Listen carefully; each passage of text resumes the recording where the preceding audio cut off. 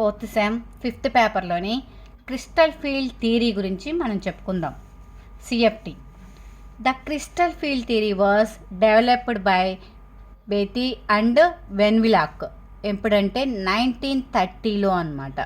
బెతీ and Van Vleck ఎవరు develop చేసింది? Bethe and Van Vleck. They applied this theory to ionic crystals అనమాట apply చేసాము. Ligands ఏంటంటే chlorine, bromine, iodine, cyanide, water, ammonia ఇలాంటివి అనమాట. ఇవి లైగాండ్స్. ఆ ligands are treated as a point చార్జెస్గా ప్రవర్తిస్తాయి అనమాట.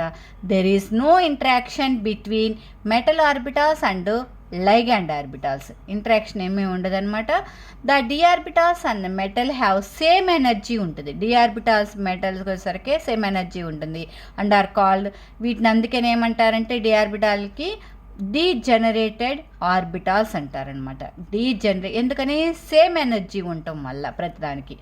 When complex is formed, the ligands destroy the degeneracy of these orbitals. After formation, the complex d orbitals metals divided. Complex form అయిన తర్వాత d orbitals metals ఏమవుతాయి అంటే divide అయ్యి 2 గ్రూప్స్గా divide అవుతాయి. అవి ఏంటంటే T2g orbitals and EG orbitals. T2g orbitals అంటే మనకి చూద్దాం ఇక్కడికి ఎలా ఉంటుంది. సేమ్ ఎనర్జీ ఉంటుందన్నమాట. మనకి డి ఆర్బిటాల్స్ సంగతి తెలిసినాయి కదా. ఇవి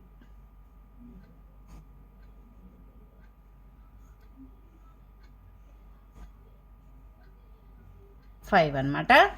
ఈ 5లోకి వచ్చేసరికి ఇది ఫస్ట్ ఎన్ని DXY, DYZ, DZX, DX² - Y², DZ². వీటిని మనం ఏమంటారంటే ఇదే బిట్వీన్ ద యాక్సిస్ అనమాట. అందుకని T2g అంటారు. ఇయ్యేసరికి అలాంగ్ ద యాక్సిస్ EG అంటారు. EG ఆర్బిటాల్స్ అనమాట. ఎలా వస్తాయో చూద్దాం. ఇది ఎక్స్ యాక్సిస్, ఇది వై యాక్సిస్ అనుకున్నట్లయితే ఇది బిట్వీన్ ద యాక్సిస్ ఇలా లోబ్స్ ఏర్పడతాయి. ఇది DXY. నెక్స్ట్ ఇది వచ్చేసరికి YZ అనుకున్నట్లయితే ఇది DYZ. నెక్స్ట్ తర్వాత Z యాక్సిస్, X యాక్సిస్ అనుకున్నట్లయితే అంటే ఇది ఎలా ఉన్నాయి? బిట్వీన్ ద యాక్సిస్ మధ్యలో ఉన్నాయి అన్నమాట లోబ్స్. DXY కానీ, DYZ కానీ, DZX కానీ. ఇది 2TG ఆర్బిటాల్స్ అంటారనమాట. నెక్స్ట్ ఇదేంది? DX² - Y² along the axis. ఇది X యాక్సిస్, ఇది Y యాక్సిస్ అనుకున్నట్లయితే యాక్సిస్ మీద ఉంటాయి అన్నమాట. ఇది DZ²కి వచ్చేసరికి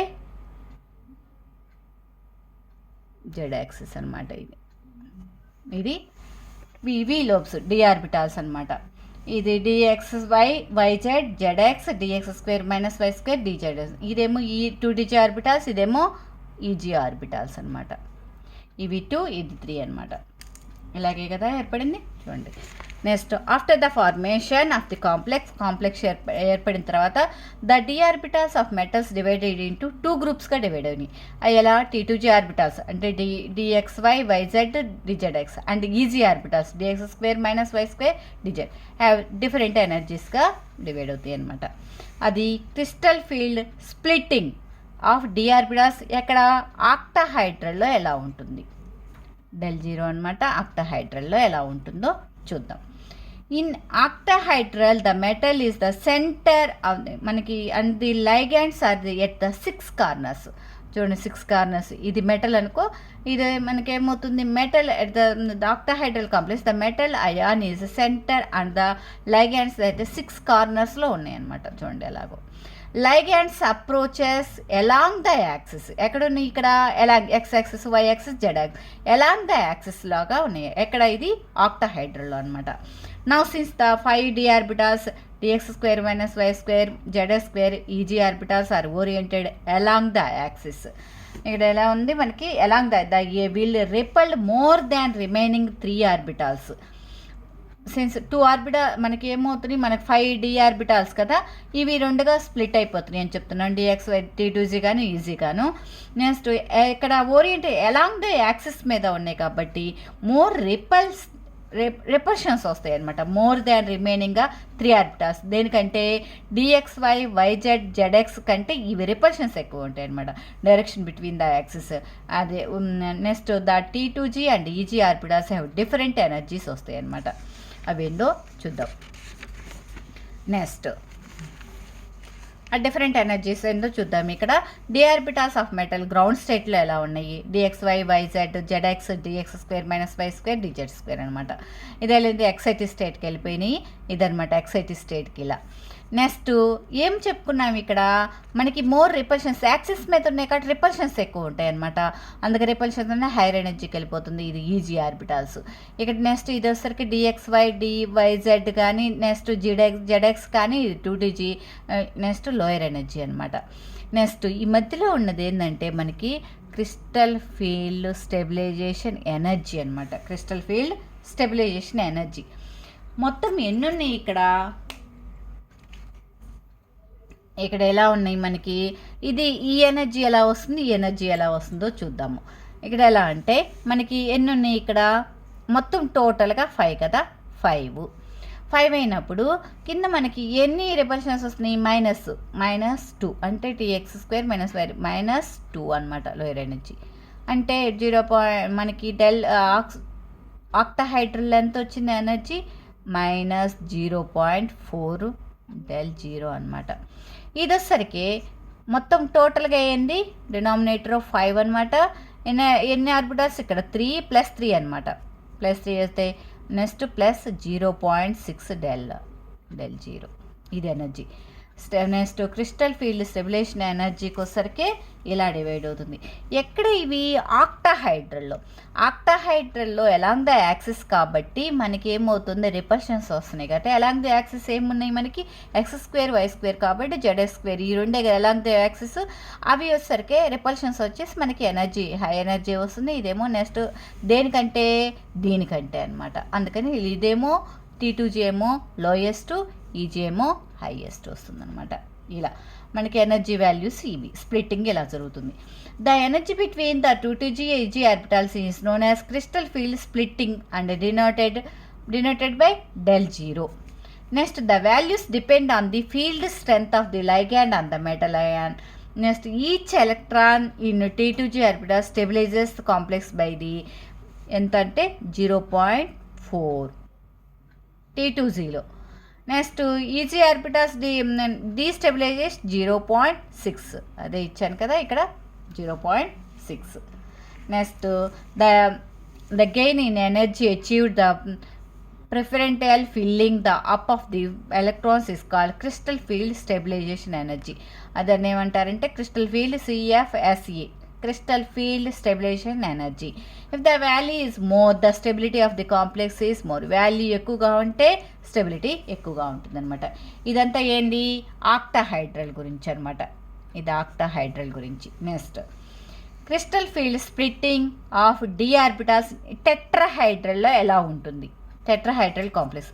in the tetrahedral complex the metal ion is at the centre and the ligands the 4 corners. Centre నుంచి 4 కార్నర్స్లో ఉంటాయి చూడండి, ఇలా ఉంటుంది అనమాట.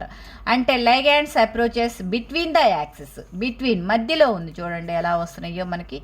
ఇది మెటల్ అనుకోండి, ఇది సెంటరు, ఇది X axis, Y axis, Z axis ఉంటే మనకి లైగాండ్స్ ఎలా ఉంటాయంటే ఇక్కడ ఇక్కడ ఇక్కడ ఇక్కడ ఇలా ఉంటాయి అనమాట ఈ లైగాండ్స్. ఇదేంటి టెట్రాహైడ్రల్. ఇక్కడ అలాంగ్ ద యాక్సిస్ అనేది మనకి వస్తే చూడండి ligands approaches between the axis అనమాట. అందుకని 4 కార్నర్స్లో ఉంటాయి. ఈ 4 కార్నర్స్లో ఉంటాయి. ఇన్ దిస్ కాంప్లెక్స్ ఏది మనకి దేని గురించి చెప్పుకుంటుంది, టెట్రాహైడ్రల్లో కదా. In this complex the ligands interact more than with, దేనికి ఇంటరాక్ట్ అవుతుంది మనకి మధ్యలో బిట్వీన్ ద యాక్సిస్ కాబట్టి D2G కానీ. అందుకని pointed close the direction of the approaches ligands. దేనికంటే DX² Y² అంటే ఇది ఎలాంగ్ యాక్సిస్ కాబట్టి lying between the ligands. Here T2G orbitals more energetic than easy orbitals. అందుకని మనకి ఏమవుతుంది ఎనర్జీ చూడండి ఎలా వస్తుందో. ఈజీ ఆర్బిటాల్ కంటే మనకి T2G ఆర్బిటాల్ మోర్ ఎనర్జెటిక్ అనమాట. ఎందుకని మన tetrahedral along the axis repulsion society more energy వచ్చేస్తుంది అనమాట. నెక్స్ట్ ఇదిగో చూడండి, ఇది ఎనర్జీకి వచ్చరికి degenerated D orbitals DXY YZ ZX DX² -Y² DZ². ఇది ఎక్సైటెడ్ స్టేట్కి వెళ్ళిపోయింది, స్టేజ్ 2.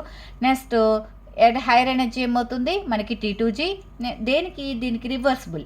ఆక్టాహైడ్రల్ కంటే ఇది రివర్సిబుల్ అనమాట. ఇది ΔT అంటే డినోటేటెడ్ బై ΔT అనమాట. టీ అంటే టెట్రాహైడ్రల్, ఇందాక O అంటే ఆక్టాహైడ్రల్ అనమాట. డెల్ O ఇస్తేనేమో ఆక్టాహైడ్రల్, ΔT అంటే టీ అంటే టెట్రాహైడ్రల్ అనమాట. Next crystal field stabilisation energy ఎలా వస్తుందంటే H1 మనకి ఏమనుకున్నాం 5 అనుకున్నాం డినామినేటర్. నెక్స్ట్ 3 మైనస్ అనమాట. ఇది వేస్తే మనకి ఏమొస్తుంది 0.4 మైనస్.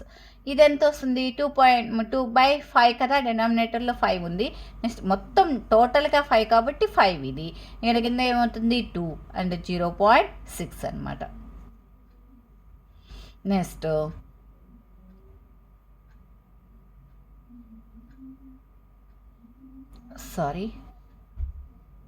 ఇది 0.4 వస్తుంది, ఇదేమో 0.6 వస్తుంది.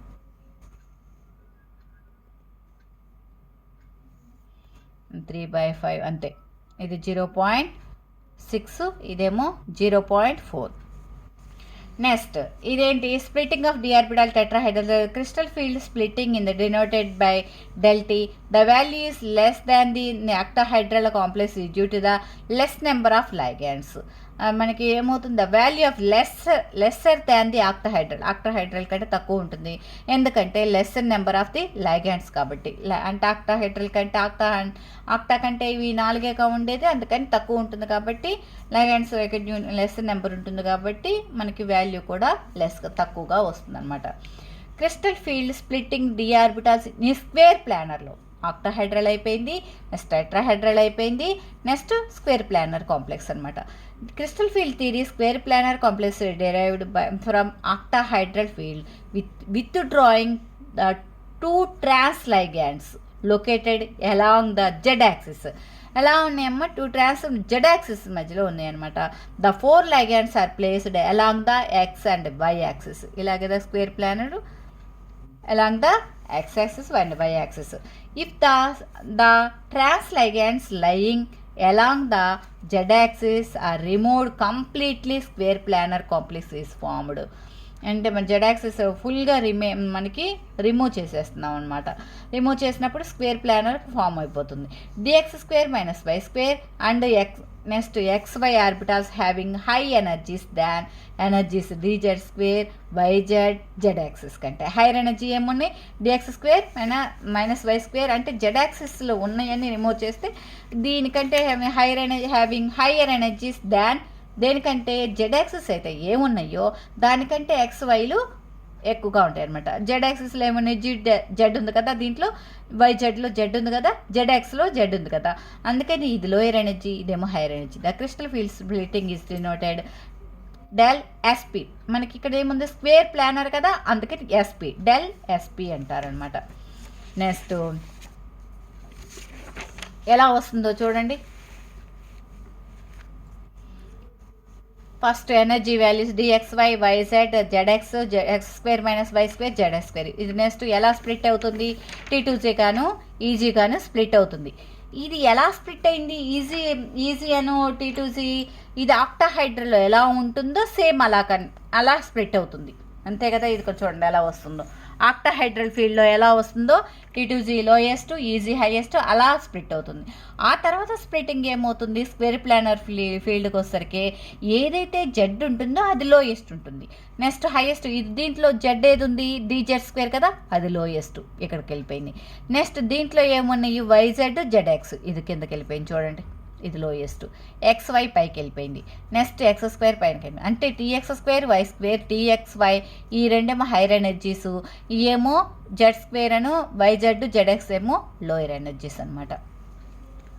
ఇది splitting in of D orbitals in square planar complex అనమాట. ఇది క్రిస్టల్ ఫీల్డ్ థియరీ మాత్రం మోస్ట్ ఇంపార్టెంట్. ఏమేమి వచ్చినాయి? ఆక్టాహైడ్రల్ వచ్చింది, టెట్రాహైడ్రల్ వచ్చింది, స్క్వేర్ ప్లానర్ వచ్చింది. ఈ డయాగ్రామ్స్ వేసి చక్కగా వివరించవచ్చు అనమాట. మోస్ట్ ఇంపార్టెంట్ క్వశ్చన్ అనమాట, కంపల్సరీగా దిగుతుంది, ఎస్ఏ క్వశ్చన్ కింద వస్తుంది. నా వీడియో కనుక ఫస్ట్ టైం చూస్తున్నట్లయితే సబ్స్క్రైబ్ అవ్వండి, లైక్ కొట్టండి, షేర్ చేయటం మాత్రం మర్చిపోవద్దు. నోట్స్ కావాలి అనుకుంటే కనుక స్క్రీన్ షాట్లు తీసుకోండి.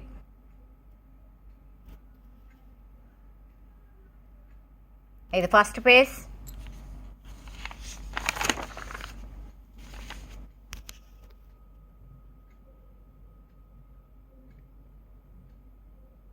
Second page,